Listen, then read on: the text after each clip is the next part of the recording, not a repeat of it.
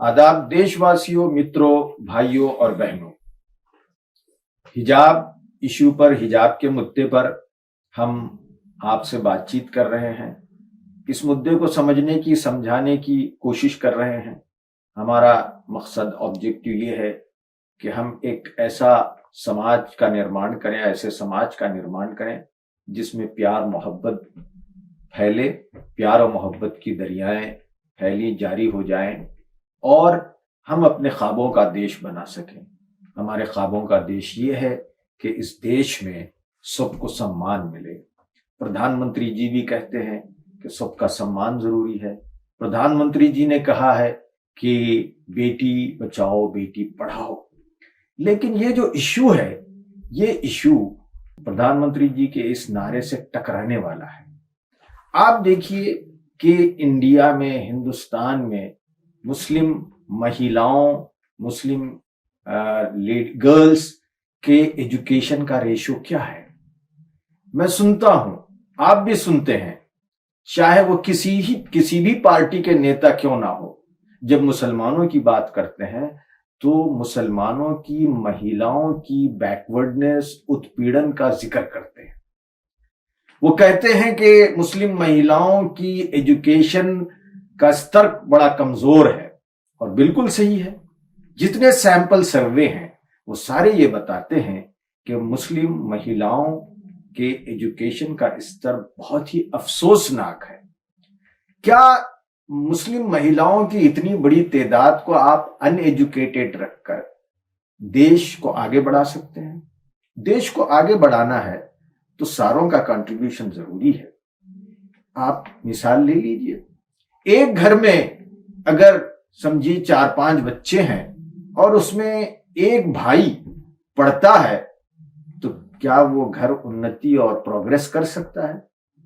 कहा यह जाता है कि एक भाई ने पढ़ लिया और 4 भाई नहीं पढ़े हैं, तो वो घर बेहतर घर कहलाता है जिसमें सारे लोग पढ़े लिखे हों और सारे लोग उस फैमिली के, उस घर की तामीर के लिए, उस घर की को बनाने के लिए काम करें। तो अगर हम और आप चाहते हैं कि देश सब मिलकर बनाएं और देश बने, तो फिर मुस्लिम महिलाओं की एजुकेशन के बारे में भी सोचना चाहिए। ये कैसी विडंबना है कि आप कहते हैं कि मुस्लिम महिलाओं को एजुकेटेड होना चाहिए और दूसरी तरफ हम और आप एक छोटे इश्यू को लेकर मुस्लिम छात्राओं और मुस्लिम गर्ल स्टूडेंट को कॉलेज जाने से, स्कूल जाने से रोक देते हैं। अब आप बताइए कि क्या एक मुस्लिम गर्ल जब स्कार्फ पहनती है या बुर्खा पहनती है तो क्या उसकी बुद्धि में कमी आ जाती है? आप उसे क्यों रोक रहे हैं? क्या वो स्कार्फ पहनने से किसी हेल्थ इश्यू में मुब्तला हो जाती है, उसको हेल्थ इश्यू हो जाता है? क्या उसके स्वास्थ्य में प्रॉब्लम आ जाती है? या फिर आप बताएं, अगर वो बुर्खा पहनती है तो उससे उसकी सहेली पर या टीचर पर कोई इंपैक्ट पड़ता है? हमने तो देखा है साहब, हिंदू लड़की एक हिजाब पहनने वाली लड़की के साथ मिलकर जाती है, मित्रता बढ़ाती है। मेरी 2 बेटियां हैं, दोनों हिजाब करती थी और टॉप के कॉलेज में पढ़ती थी। उसकी सारी फ्रेंड्स हिंदू थी और उन्होंने कभी कोई आपत्तिजनक बात नहीं कही कि आप ये बुर्खा या हिजाब क्यों पहनती हैं, बल्कि वो अप्रिशिएट करती थी कि अंकल आपकी बेटियां जो हिजाब पहनती हैं अच्छा लगता है। आप हिंदू बहनों से पूछिए जाकर, हिजाब करने वाली लड़कियों को वो रेस्पेक्ट भी करते हैं। इसका मतलब यह नहीं है कि हिजाब नहीं करने वालों को रेस्पेक्ट नहीं किया जाता। मैं सिर्फ कंपैरिजन कर रहा हूं, थोड़ा सा बता रहा हूं। आम धारणा यह है कि जो लड़की हिजाब करती है वो थोड़ा सा मॉडेस्ट होती है। अब आप बताएं कि क्या हिजाब लड़की को मानसिकता के रोग में मुब्तला करती है? उसे क्या हेल्थ इश्यू होता है? क्या उसकी बुद्धि में कमी आती है? क्या वो सुन कमती है? उसकी क्या करना चाहिए कि सुनने की जो एबिलिटी है वो कमजोर पड़ती है? ऐसा नहीं है।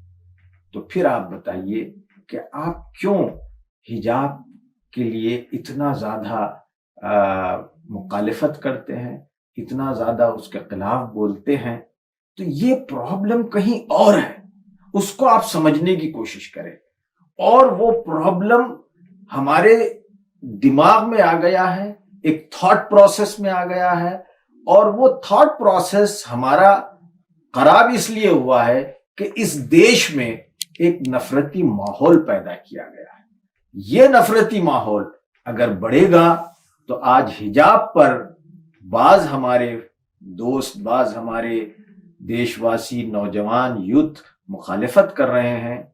आगे पता नहीं किन किन चीजों पर मुखालिफत करेंगे और इस समाज में एक ऐसा माहौल पैदा कर देंगे जो माहौल इस देश को आगे बढ़ाने में बाधा बनेगा।